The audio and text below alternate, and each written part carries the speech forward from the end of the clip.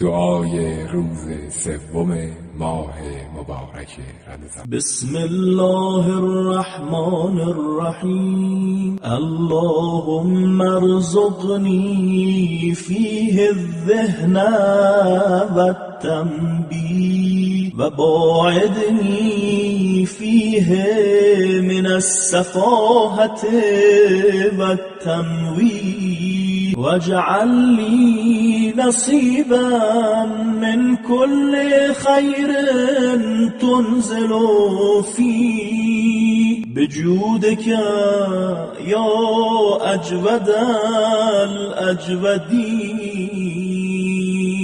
یا رب مرا امروز دیداری عطا کن، از کفر و ناشکری و نادانی رها کن، از هرچه که بر بندگانت میفرستی سهمی برای بنده مفلس جدا کن.